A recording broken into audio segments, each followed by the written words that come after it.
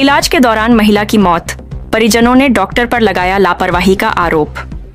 पालघर जिले के कांता हॉस्पिटल में इलाज के दौरान 40 वर्षीय आदिवासी महिला विजया रमेश भुरकुट की मौत हो गई। यह महिला माकुंडसार ग्राम पंचायत क्षेत्र के करसौंडा डोंगरीपाड़ा की निवासी थी। मृतका के परिजनों ने इलाज में लापरवाही का आरोप लगाते हुए डॉक्टर को जिम्मेदार ठहराया है।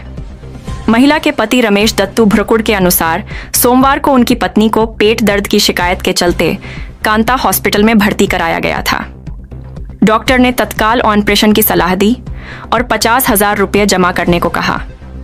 आर्थिक स्थिति के चलते परिजनों ने अगले दिन पैसे देने की बात कही, जिसके बाद मंगलवार को डॉक्टर ने महिला का गर्भाशय ऑपरेशन कर दिया।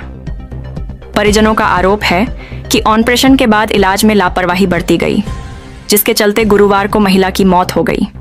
परिजनों ने यह भी कहा कि डॉक्टर ने मौत के बाद ऑक्सीजन लगा दिया और महिला को सिलवासा ले जाने को कहा। साथ ही यह भी कह दिया कि इसकी मौत हो सकती है, मैं जिम्मेदार नहीं रहूंगा।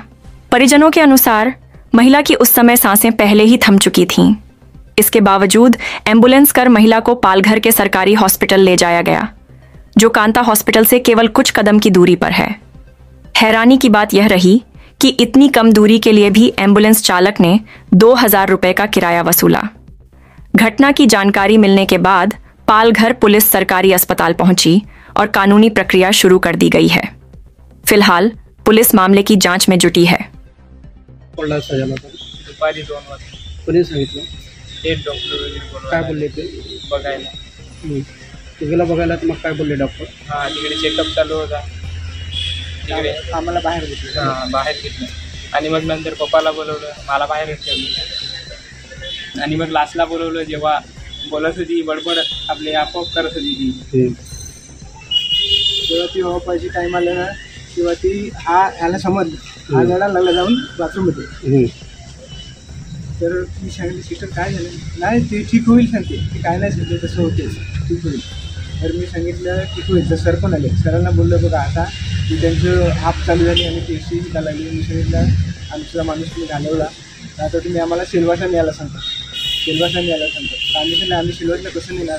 आमचा माणूस इथेच ऑफ झाला सांगितलं. ऑपरेशन कसला केलं होतं त्यांनी? ते पिशवीचे केलेले पिशवीचे. आणि पैसे वगैरे किती भरायला सांगितलं होतं? 50,000 पिशवी. आणि तुम्ही किती भरले? भरलेली नाही पिशवी. त्यांना मी बोललो पैसे तुमचं झालं का 3-4 दिवसांनी थोडे थोडे बरे टप्प्याटप्प्याने, मग नंतर आमचा माणूस घेऊन जाईल सकून जाईल. आणि मग तिथून तुम्ही हे सरकारी हॉस्पिटलपर्यंत कसं आलं? लोकांनीच पाठवलं. त्या लोकांनी ॲम्ब्युलन्स बोलवली तर ते आम्हाला बोलत तिकडे बोलवलं तर सिल्वासला न्यायला सांगतो.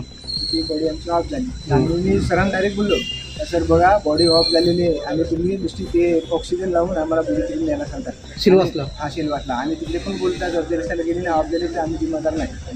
असं कोण डॉक्टर बोलला? हा डॉक्टर. तर मी त्यांना सरळ सांगितलं का बघा बॉडी ऑफ झालेली आहे तुमच्यासमोर, त्यांच्यासमोरच बोललो. कोण डॉक्टर चव्हाण? हा डॉक्टरलाच बोललो का बॉडी ऑफ झालेली आहे आणि तिकडे आम्हाला न्यायला होता. तर मग असं करायचं ऑफ झाली.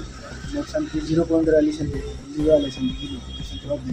तर मग तो काय बोलला आम्ही बोललो आणि सरकारी मेडिकल हॉस्पिटल आपला. आणि पैसे किती घेतले ॲम्ब्युलन्सवाले? ॲम्ब्युलन्स 2,000 इथून 10 कदमसाठी तिथून आणला आणि किती पैसे घेतले? 2,000 रुपये.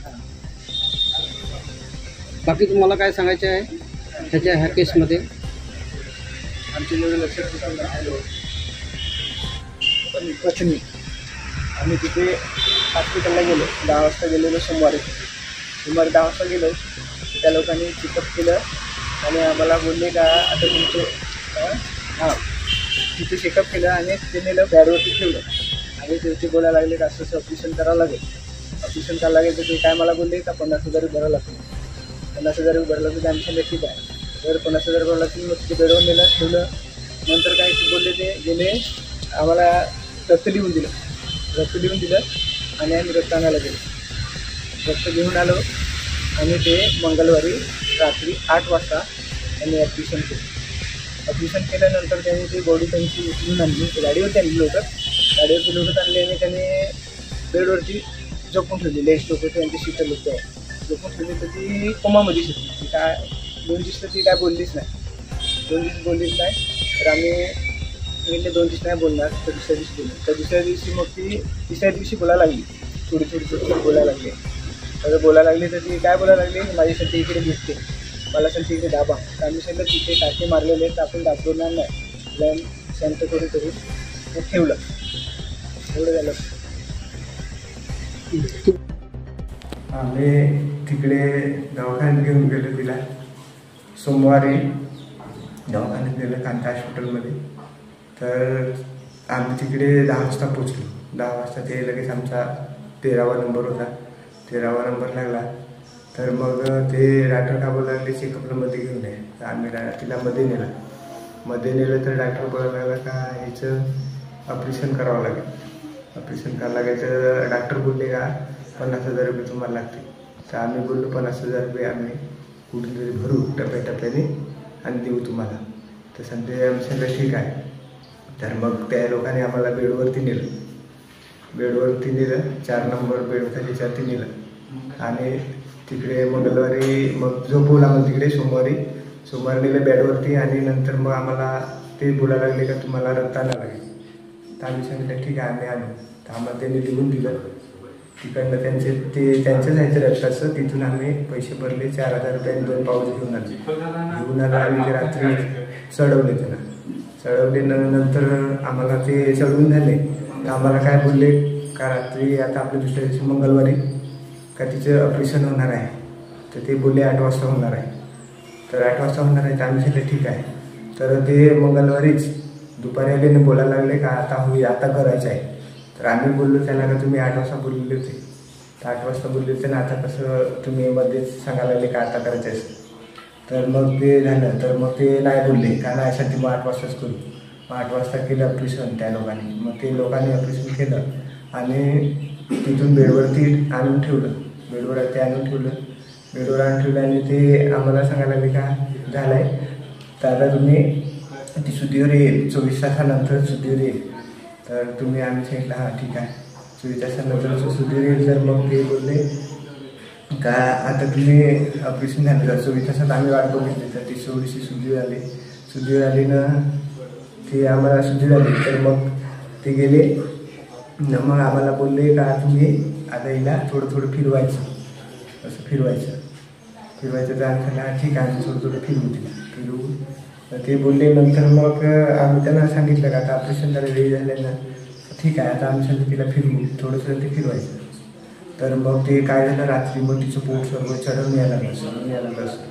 मी तिचे होत नाही तिचं ते लवगीला नाही असं झालं. तर मग आम्ही सांगितलं सरांना. ते सिस्टर लोक असतात त्यांना सांगितलं. तर ते सिस्टर लोक बोलायला लागले हां येतो. तर नाही डॉक्टर लोक आले. मग डॉक्टर लोकांना आम्हाला बोलले का ते तिला ऑक्सिजन लावू आपण बघू काय आहे ते सर्व चेक करू. आम्ही बोललो हां. तर ते मंगळवारी बुधवारी मग ते तिचं बुधवारी बोलायला लागले. तर बुधवारी आपलं ते बोलायला लागले आम्हाला का तुम्ही हां बरे आहे बेस. मग ते तिचं हे झालं. मग ते गुरुवारी आमचं तिचे पोट चढून आल्यानंतर आम्ही सांगितलं काय झालं तुला तिचं काय नाही. ती बोलते माझ्या पोट चढून येते. तर डॉक्टर लोकांना बोलवलं आम्ही. मग ते डॉक्टर लोक सांगायला लागले का तिला असं झालेलं आहे का असं. तर ते बोलायला लागले का आता तुम्ही मशीनी लावले आणि ते लोक सांगायला लागले का हिच्या आता हिला तिकडे सेलवासला न्यायला लागेल. तर आम्ही बोललो तिथे मृत्यू झाला तरी ते बोलायला ऑक्सिजन लावून आम्हाला बोलायला लागले का तुम्हाला तिकडे न्यायला लागेल.